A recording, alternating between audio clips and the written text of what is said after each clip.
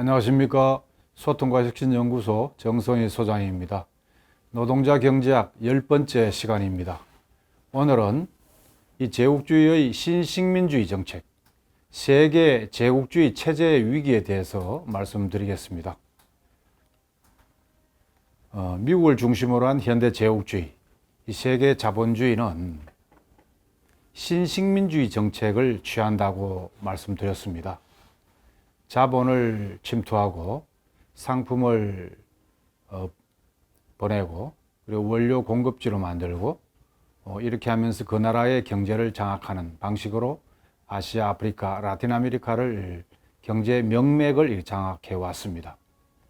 그리고 이제 낡은 경제 질서 체제, 국제 협력 기구를 만들고 경제 기구를 만들고 협약을 만들고 이렇게 해서 그 속에 참여시켜서 얽어매는 이런 방식으로 저개발국, 약소국, 개도국을 통제해 왔습니다. 그러나 이 신식민주의 약탈 체계도 이제 위기에 봉착을 합니다.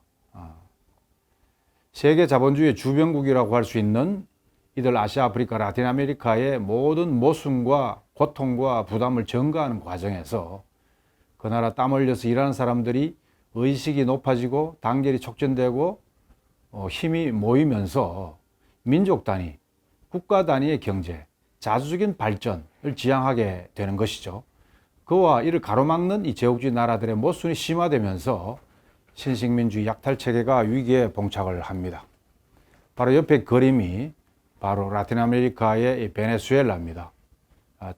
우고 차베스가 혁명을 일으켜서 반제 민주혁명을 단행할 때의 모습입니다. 개도국 나라들도 이제 자기 나라의 자립적 경제 기반을 구축을 하고 사회 대개혁을 통해서 땀을 일하는 사람들이 골고루 잘 살 수 있도록 하자는 취지에서 진보 정권, 민준 정권이 들었으면은 경제 대개혁 조치를 취하죠. 대강 이런 내용입니다. 이 외자로 불리는 이 제국주의 독점 자본의 기업들, 이 기업들을 먼저 완전 국유화하거나 부분 국유화를 하죠. 그동안에 베네수엘라만 하더라도 국영 석유회사, 이걸 외자가 다 틀어지고 있었거든요. 베네수엘라는 석유를 중심으로 한 좀 단조로운 경제 구조입니다. 이런 경제 구조에서 외자가 석유 국영회사를 완전히 민영화해서 틀어지고 있다는 것은 그 나라의 경제를 좌우한다는 것이죠. 그래서 이들에 대한 이제 베네수엘라 이 차베스 혁명 이후에 석유회사는 국영화를 단행했고, 그 다음 조금 적은 회사는 협동조합적 소유로 전환을 했습니다. 그리고 이 제국주의 독점 자본이 단기성 투기 자본으로 나타나는 이들 나라에 굉장히 그 자국의 국부를 많이 유출해가는 이런 경우가 많았습니다. 우리나라와 같은 론스타라든지, 그 다음에 이제 GM 대우 이런 데서 횡포가 심했죠. 이런 제국주의 독점 자본에 대한 투자나 이권에 대한 제한 조치가 들어가겠죠. 그리고 이들에 대해서 세금을 부과하고, 그리고 반노동 정책, 헌법에 보장된 노동상권을 지키지 않는다든지, 외자로 해서 특권 조치를 취해서 반노동 정책을 취해도 좀 봐준다든지, 이런 부분을 이제 없애면서 회사 활동에 대해서 통제, 규제 조치가 취해지죠. 그리고 농업, 농촌에 대해서도 보통 이제 저개발국, 약소국들은 이 반봉건적인 이 소유, 토지 소유 제도가 많았습니다. 토지 개혁을 통해서 이제 소작농을 자작농으로 이렇게 전환을 시켜주는 거죠. 땅이 없거나 적은 농민에게 땅을 나눠주면 얼마나 기뻐하겠습니까? 세계적인 염원이라고 할 수 있는 이 자기 땅 갖는 거, 토지 개혁을 취하고, 그리고 그것이 조금 더 한 단계 전환을 해서 협동조합을 만들죠. 이렇게 해서 제국주의들이 가지고 있는 이 농장들, 이런 부분으로부터 벗어나서 자기 나라의 이제 농토, 농업, 농민으로 이렇게 이제 만들기 위한 조치를 취합니다. 그리고 경제 공업화 단계도 많은 나라에서 처음에는 이제 수입 대체 공업화, 외국의 이제 공산품이나 농산물을 직접 수입해서 사용을 하다가 그걸 대체하는 정도의 수입 대체 공업화를 하다가, 그다음 수출 지향 공업화를 하는데, 지향 공업화를 하다 보니까 자본이 없고 시장이 취약하고 기술이 취약하고 원자재도 부족하다 보니까 의존성이 심화가 돼요. 우리나라도 수출 중심의 경제 구조를 갖고 있는데 외형적으로는 생산력이 좀 높아졌습니다만은 의존성이 굉장히 심해지고 대외 채무 부담이 심해지죠. 그러니까 이런 대체 공업화 또는 수출 지향 공업화를 지향하면서 내수 중심의 이 공업화, 내부 공업화를 단행을 합니다. 민족국가 단위로 공업화를 발전시키고 식량 자족을 취하는 이런 이제 진보적인 사회경제 계획을 실시하는 이 자체가 바로 세계 자본주의의 시장을 축소시키는 결과를 가져오고, 그래서 항상 수요보다 공급이 많고 소비보다 생산이 많은 과잉생산, 과잉자본, 과잉투자가 갖는 이런 자본의 축적 위기와 더불어서 재생산 위기와 더불어서 제3세계 각 나라들이 자주적인 계획 조치를 취하다 보니까 더 미국 중심의 현대제국주의, 세계 자본주의는 위기로 빠져들어가고 있는 것입니다.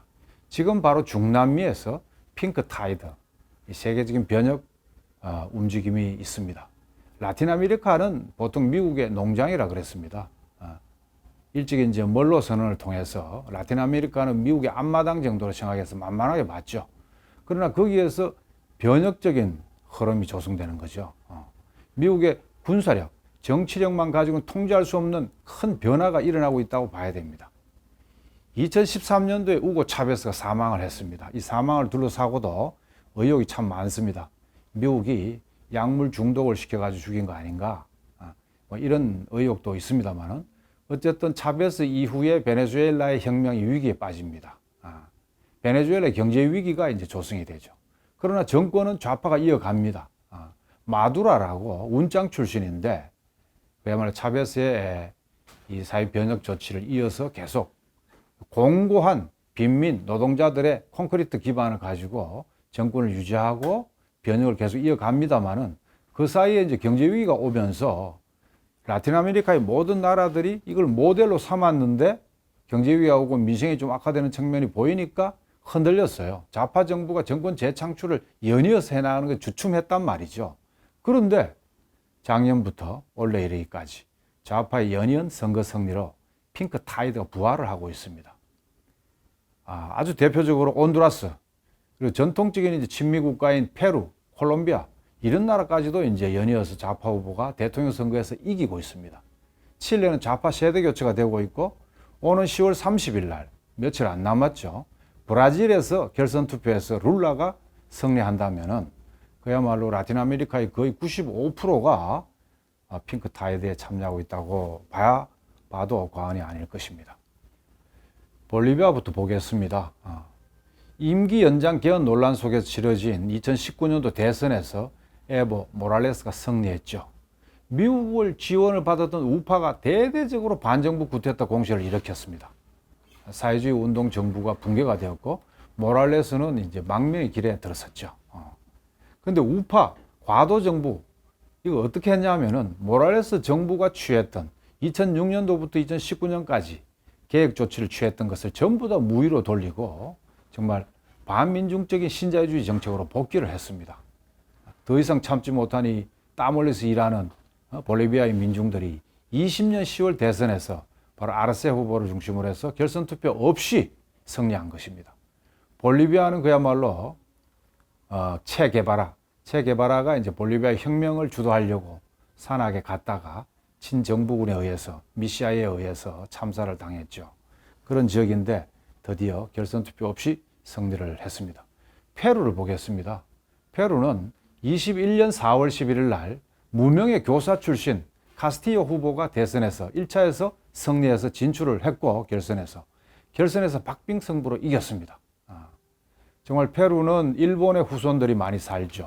그래서 후지모리 우파 후보에 맞서서 4만여 표 차이로 박빙의 승리를 거두었습니다. 물론 의회에서는 37석밖에 되질 않습니다. 그러나 130석 중에서 37석밖에 얻지 못했기 때문에 여소야대 국면이 아니겠습니까? 그래서 우파들의 아마 공세가 대단할 것으로 예상이 됩니다. 사회 대개혁 조치, 경제 대개혁 조치가 우여곡절을 겪겠죠. 그러나 페루조차도 정말 전통적인 친미 국가인 페루조차도 좌파, 중도좌파가 등장했다는 점을 주목할 필요가 있겠습니다. 칠레는요, 작년 11월 21일 날 칠레 총선에서 보리치 좌파 후보가 결선에 진출을 해서 55.87%로 결선에서 대통령에 당선되었습니다. 보리치의 승리는 물론 2019년도 지하철 요금 인상에 항의하는 도시 폭동이 전민항쟁으로 발전된 결과입니다.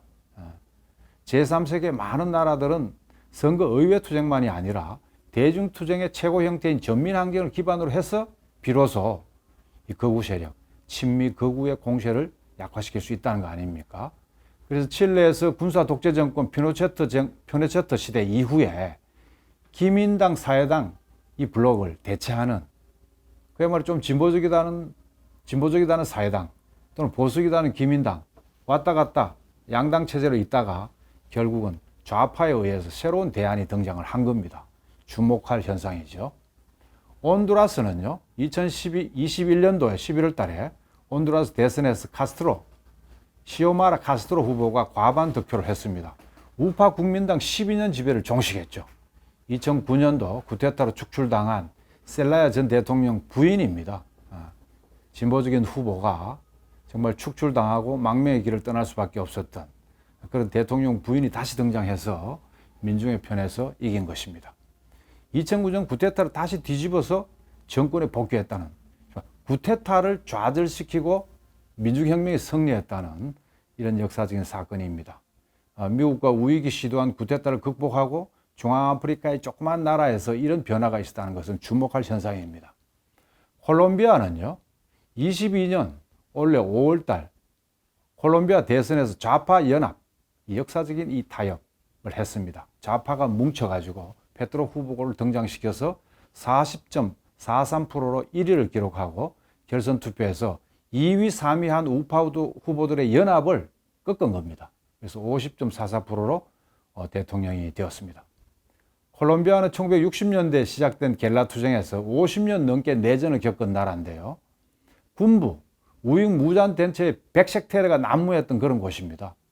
2012년부터 평화협정을 시작을 해가지고 마침내 평화협정을 체결을 했죠. 반군, 대표적인 반군이 콜롬비아 혁명군인데 혁명군과 정부군 사이에 이제 평화협정을 체결을 하고 국민투표로 전환을 해가지고 선거에서 이긴 겁니다. 게릴라 전사들, 사회운동가들이 그 난무하는 우익 백색 테러에도 불구하고 선거에 참여해서 게릴라 출신 정치인이 대통령으로 등장한 겁니다. 큰 변화죠. 이제 며칠 안 남았습니다만 10월 30일 날 브라질에서 결선 투표가 있습니다. 상파울루 총파업의 지도자, 브라질 금속노조 위원장 출신 룰라 다실바가 다시 대통령이 된다면은 브라질은 이제 라틴 아메리카에서 브라질이 큰 대국이거든요. 브라질마저 좌파 후보가 대통령이 된다면은 거의 95%가 탈미 현상, 미국에서 벗어나려는 움직임을 갖는 그런 정부가 들어선다고 봐야 되겠습니다. 이번 1차 투표 이전에 여론조사를 하니까 룰라가 10% 내지 15% 앞섰는데 막상 1차 투표 결과는 근소한 차이로 이겼어요. 그만큼 우파, 미국의 등을 업은 우파, 보우소나루 현 대통령이 집요한 공세를 취했습니다. 룰라가 등장하면은 미국이 경제 제재를 가하고 혼란을 야기시켜 민생이 어려워진다. 그리고 룰라의 후계자인 호세퍼, 이때 바로 이제 온갖 우파의 공세로 인해서 룰라가 구속된 적이 있거든요. 부정부패했다, 과장하고 왜곡하고 집중적인 공세를 취해가지고 호세퍼 정권을 날리고 룰라까지 구속시켰단 말이죠. 이번 선거에서 지지 않으려고 얼마나 발악을 하겠습니까? 보우소나루 대통령 쪽에서. 그러나 그럼에도 불구하고 결선 투표에서 룰라가 이길 것이라는 전망이 훨씬 우세합니다. 룰라 자신이 결선 투표에서 이길 것이라고 자신감을 내보였고 또 1대1 토론에서도 한번 정면 승부를 깨끗하게 하자고 했는데 보우소나루 측에서 벌써부터 부정선거라고 시비를 걸기 시작했습니다. 브라질의 전자투표 시스템에 문제가 있다. 이렇게 걸어놔야 나중에 지더라도 그걸 빌미로 해서 소요를 일으키고 혼란을 야기시키고 혼란이 길어지고 하면은 민생이 악화되면은 아이고 룰라 지지했다가 먹고 사는 게 더 어려워진다. 이런 염증을 느끼게 만드는 이 친미 우익 세력의 이게 아주 장난이 굉장히 심하죠. 자, 이렇게 해서 이제 라틴 아메리카에 이제 변화가 있고 또 이제 중동에서도 말이죠. 예를 들면 이제 전통적인 친미 국가인 사우디가 이제는 탈미하기 시작했습니다. 페트로달러라고 사우디는 석유를 생산하고 미국은 달러를 결제하는 이 시스템이 오래 갔단 말이죠. 그런데 이제는 사우디가 달러만이 아니라 루블로, 그 다음에 원화로, 위안화로 결제하겠다고 다변화시키는 거예요. 큰 변화입니다. 중동에서도 이런 변화, 전통적인 정말 반미 반제 자주적인 나라인 이란이 있고, 그다음 아프간에서도 미군이 철수할 수밖에 없었고요. 사우디조차도 이렇다. 이럴 때 정말 미국의 그 가장 믿을 만한 우방이라고 하는 이스라엘 지키기 위해서 이슬람권을 전체 희생을 시키잖아요. 이제 과연 균형을 잘 지킬 수밖에 없는 미국의 힘이 약화된, 중동에서도 약화되었고, 유럽에서는 말이죠, 이상한 현상이 일어나고 있습니다. 세계 자본주의의 주변국인 라틴 아메리카에서는 핑크 타이드 흐름이 있고, 정반대로 유럽에서는 오히려 극우 세력이 득세를 하는 거예요. 이것도 본질은 똑같은 현상입니다. 지금 이탈리아에서 이번에 당선된 극우 세력이나 스웨덴, 독일, 유럽 각 나라에서 극우 세력, 지지 세력이 커지고 있는 이유는 바로 미국의 전쟁 정책인 중동에서 전쟁을 일으키는 난민이 생기지 않겠어요? 그 난민이 유럽으로 가는 거예요. 그러면 이제 먹고 살기 위해서 여러 가지 사회 문제가 생기는 겁니다. 그것을 유럽 국민들이 싫어하는 거예요. 반이민 정책을 내걸고, 그 다음에 EU가 미국의 앞잡이 노릇, 친미 정책을 취하는데 미국 항상 그렇게 갈 필요가 있느냐. EU 체계에 갇히니까 오히려 손해봤다. EU에서 탈퇴하겠다는 식으로 이런 흐름이 조성되는 겁니다. 그래서 최근에 유럽의 극우 흐름, 라틴 아메리카의 핑크 타이드, 이것은 세계 자본주의의 모순의 반응이라고 봐야 됩니다. 그래서 낡은 경제 질서, 그동안의 불공평하고 약탈적인 국제 분업 체계, 기술 집약은 선진 자본주의가 갖고, 노동 집약은 제3세계 나라들이 갖고, 원료, 반제품 가격을 싸게 하고, 공업, 완제품 이런 가격은 비싸게 하는 이 부등가 교환을 하고, 미국의 강달러를 강세를 하고, 다른 나라를 전부 다 평가 절하를 해서 돈 가치를 추락시키고, 무역 적자를 발생시키고, 물가를 폭등시키고, 이런 어떤 달러 중심 결제, 이런 부분이 기존 질서였다면은 새로운 경제 질서가 이제는 서서히 다가오고 있다. 결제 통화도 자기 나라 화폐로 하겠다. 이러고 있고, 부당한 관세 정책, 수출 보조금 제도, 그다음 원산지 규제 이런 걸 반대하겠다. 개도국들이 이제 유무상통하겠다. 남남 협력을 하겠다. 가진 것을 서로 낮은 관세로 서로 교환하겠다. 그래서 생산력을 더 높이겠다 하는 이런 흐름들이 아랍통화기금, 안데스 준비기금 이런 부분으로 나타나고 있고, 특히 라틴 아메리카에서는 우고 차베스가 볼리바르 혁명 이후에 만든 쿠바하고 베네수엘라 등등, 니카라과 이런 포함해서 아메리카를 위한 볼리바르 대안, 이름도 좋지 않습니까? 이런 자주적이고 협조적이고 반제적인 성격을 갖는 남남협력기구, 국제기구가 만들어지는 거예요. 이런 이제 새로운 경제 질서가 서서히 등장을 하고 있다. 자, 그렇다면은 정말 항상 소비보다 생산이 높고 수요보다 공급이 많고 자본이 과잉되고 과잉자본, 과잉공급, 과잉생산이 낳는 이 세계 자본주의의 이 구조적인 모순, 재생산의 위기, 축적 위기, 이런 것이 제3세계 나라에 만만하게 부담을 전가를 하면은 조금 견딜만 한데, 이 저개발국, 약소국, 개도국들이 이제 자주적인 발전을 시작했단 말이죠. 그러면 세계 자본주의가 위기에 더 촉진되죠. 위기가. 그래서 신식민주의적인 지배 약탈 체계가 서서히 정책 파산을 겪고 있다. 개도국들이 바로 독자적인 정치 경제 체제를 수립하기 때문이라는 겁니다. 결국은 제국주의 멸망은 불가피한데, 문제는 가만히 놔두면 그러면은 저절로 망하느냐? 그렇지는 않다 이겁니다.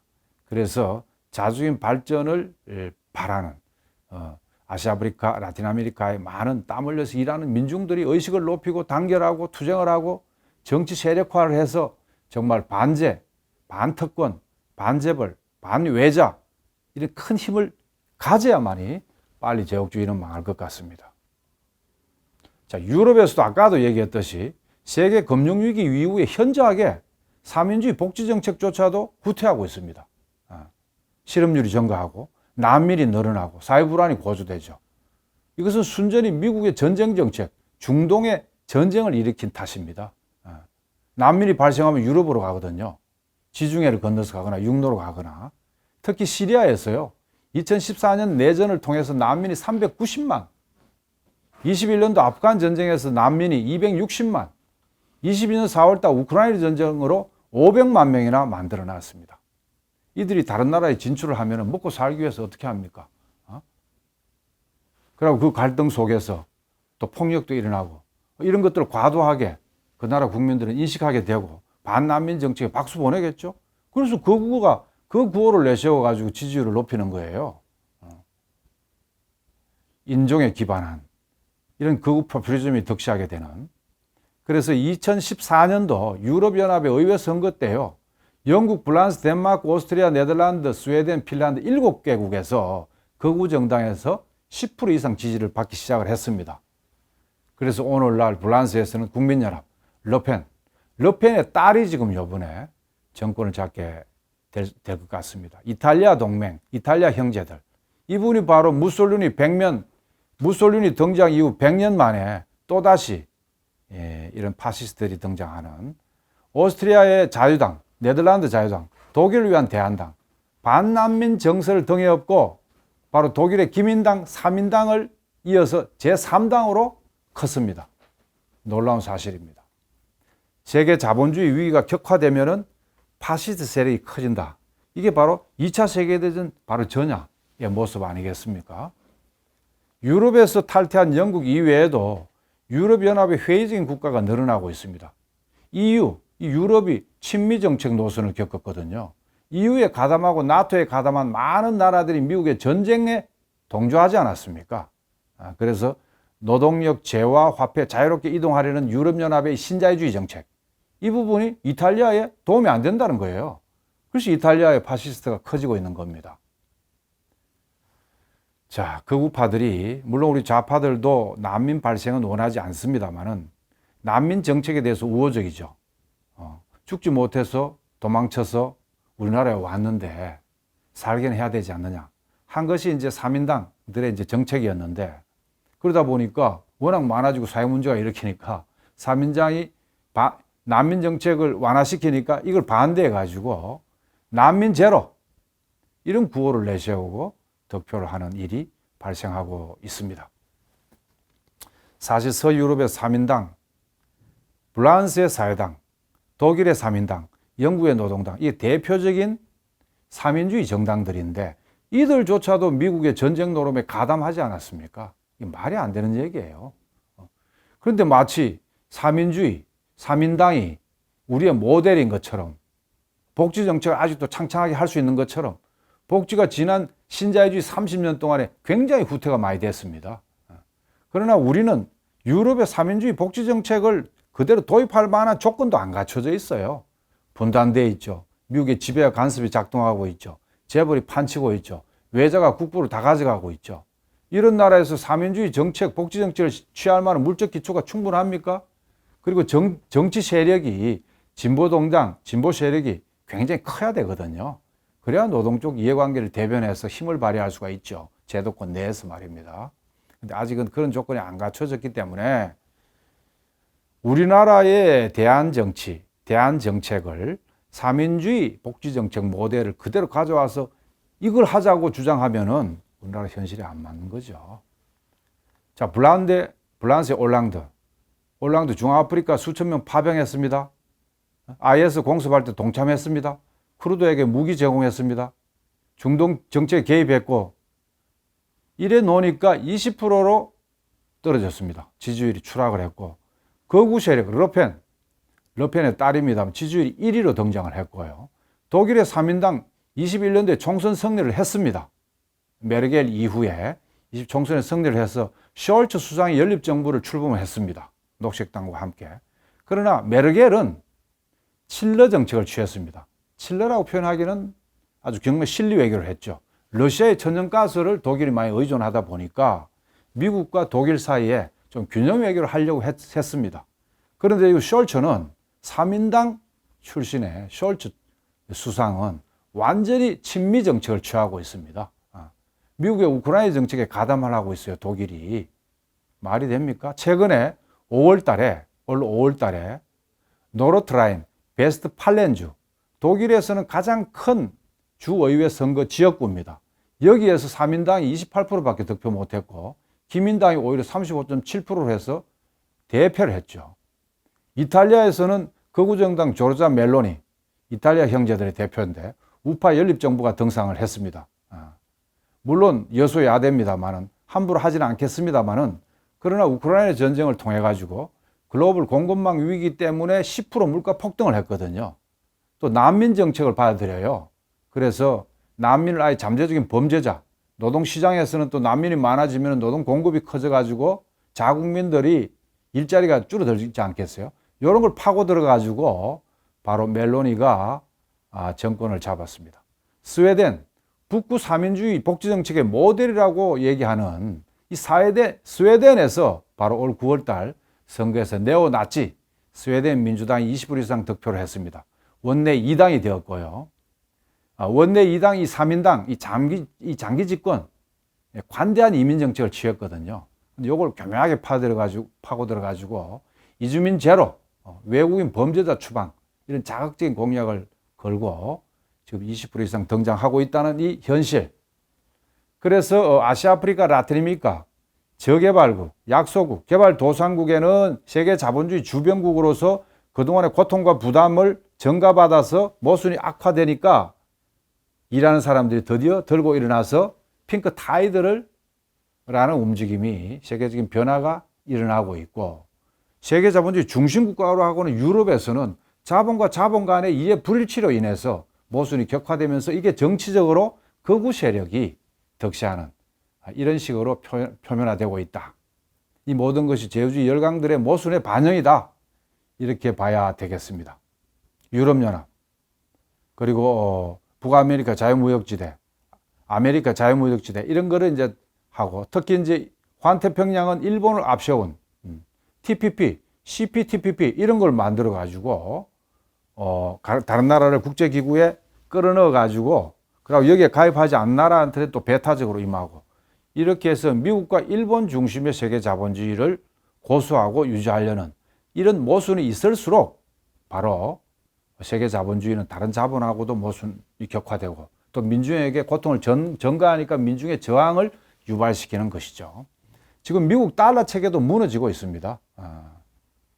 특히 우크라이나 전쟁이 아니라 하더라도 위안화, 중국의 경제력이 세계 영향력이 굉장히 커졌거든요. 위안화 가치가 높아졌단 말이죠. 러시아도 강대국 아닙니까?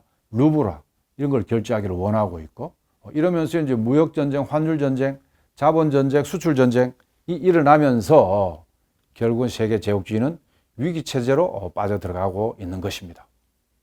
1차 세계대전, 2차 세계대전. 우리가 이제 1차 세계대전은 산업자본주의가 독점자본주의로 가고, 이것이 대외적으로는 제국주의가 등장을 해서 1차 세계대전이라는 식민지 분할 전쟁이 있었다 그랬잖아요. 1차 세계대전 이후에는 미국 중심의 현대 제국주의가 생긴 겁니다. 이렇게 해서 이제 바로 국가 독점 자본주의 체제가 되고 대외적으로는 현대 제국주의로 전환이 되는데, 이때 2차 세계대전 때도 바로 자본주의 나라들 간의 모순이 격화되어 가지고 대전이 발생한 거거든요. 일본, 독일, 이탈리아가 자본주의 나라였지 않습니까? 미국, 영국, 여기 이제 사회주의 나라인 소련이 연합군이 편성해서 싸웠단 말이죠. 다시 말해서 세계 자본주의 내에 모순이 격화돼서 전쟁을 겪었던 것이 2차 세계대전입니다. 근데 그 이후에, 2차 세계대전 이후에는 사회주의권이 굉장히 커지고 제3세계의 민족 자주 세력이 커지고 이러면서 세계 자본주의 시장이 더 줄어드는 거예요. 모순이 더 격화된 거죠. 그런데다가 자본주의 나라들 중에 미국이 압도적으로 힘이 큰 거예요. 그러다 보니까 자본과 자본 간에 전쟁 형태로 나타나지가 않고, 갈등은 있고 대립이 있더라도 공모하고 결탁하고 협력해서 자본 축적 위기를 같이 극복하는, 자본 축적을 논아먹는 이런 식으로 갔는데, 지금 바로 미국 일극 패권주의, 신자유주의 30년 이 30년 지난 이 시점에서는 바로 그 결탁이 이제는 대립 격화가 좀 커지는 시점으로 왔다라고 봐야 됩니다. 그것이 바로 지금 유럽의 극우 세력이 지지율이 좀 높아진 경제적 토대입니다. 경제적 원인이죠. 자본주의 열강들의 이 상호의존, 결탁협력 속에서 대립과 모순이 격화되는. 그러면은 대립과 모순이 격화되면은 자기 기술, 자기 시장, 자기 자본을 챙기는 과정에서 경제 기술적 연계가 끊어지고 결탁협력 체계가 좀 약화되지 않겠어요?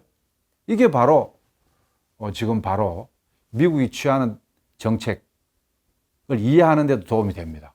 왜냐하면 미국이 자기 나라 잘 살기 위해서, 자기 나라 노동자 고용을 창출하기 위해서, 그래서 중간 선거에서 바이든이 이기기 위해서 어떤 조치를 취했습니까? 인플레 감축법을 했단 말이죠. 중국에 부품을 사거나 아니면 북미에서 생산되지 않는 전기차에 대해서는 세금을 안 깎아주겠다. 이런 식으로 차별화된 정책을 취하면서 특히 강달러, 금리를 인상시켜서 달러를 강세를 초강세를 하니까 영국 파운드도 추락을 하고 한국 말할 것도 없고 모든 나라의 돈 가치가 약화됐지만 대한민국이 가장 크게 환율 인상이 되어서 가만히 앉아가지고 무역 적자를 계속 6개월 이상을 겪고 있는 이런 상황 아니겠습니까? 그러니까 세계 자본주의가 그동안에 공모 결탁해서 같이 자본 축적을 했는데 이제는 자기 살기 위해서 다른 쪽을 희생시켜요. 이 과정에서 대립과 모순이 격화된다는 것이죠. 이것이 세계 제국주의 체계를 흔들게 될 것이고 미국은 그야말로 석양의 진언해가 되고 있다라고 봐야 됩니다. 지금 앞으로 이제 미국 일극패권주의, 신자유주의 30년이 이제 거의 종식될 과정에 있고, 물론 망해도, 부자 망해도 3년은 간다고 끝까지 발악을 하죠. 이 과정에서 훨씬 더 많은 나라들에게 고통을 전가할 것 같습니다. 그런데 앞으로는 미국 일극패권이 아니라 다자체계, 다극체제로 간다는 거 아닙니까? 그 다극체제가 한 5개 나라가 손꼽히고 있는데 미국은 약화돼도 미국 쳐주고 그 다음에 중국, 러시아, EU, 그리고 통일 한반도, 인도 빼놓을 수가 없죠. 이런 나라들, 한 5개 내지 한 7개 나라들이 미국 일극패권이 아니라 다자구도, 다극체제 속에서 전 세계에 다소 공평한 세계 질서를 구축해 나가는 이런 것이 이제 우리의 바람이기도 하고 그렇게 나아가고 있다고 봐야 됩니다. 그걸 반대하기 위해서 미국 일극 패권 질서를 유지하기 위해서 핵과 달러를 중심으로 강하게 얽어매고 있는데 한국은 정말 그야말로 친미 일변도로 한국이야말로 한반도야말로 세계 모순이 집약 집중된 미국의 대외 정책 중에서도 제1순위로 바뀌었습니다. 옛날에는 유럽, 중동, 한반도였는데 이제 한반도 1순위입니다. 이런 아주 나라에서는 미중 간에 균형 외교를 해야죠. 자주성을 가지고 균형 외교를 해서 실리를 취해야 되는데 그래서 그러기 위해서는 휴전선 이남해만으로 가지고는 자주성이 좀 약하고 자주 힘이 좀 부족할 때는 평화협력을 통해서 남북이 손을 잡고 자주 힘을 키우고 중국 편도 아니고 미국 편도 아닌 미국이 우리를 괴롭히면 중로를 이용을 하고 중국, 러시아가 괴롭히면 미를 이용하고 이렇게 해서 우리 8천만 결해가 잘 살 수 있고 또 여기서 세계 모순이 집약 집중된 곳이기 때문에 한반도면 자주적 발전을 하고 한반도에서 정말 평등과 자주를 잘 실현하는 모델이 나오면은 세계의 자주화, 세계의 이 평등한 세계를 만드는 데도 큰 도움이 되지 않겠습니까? 이 방안에 대해서 앞으로 많이 고민을 했으면 좋겠습니다. 오늘 여기까지 하겠습니다. 고맙습니다. 안녕히 계십시오.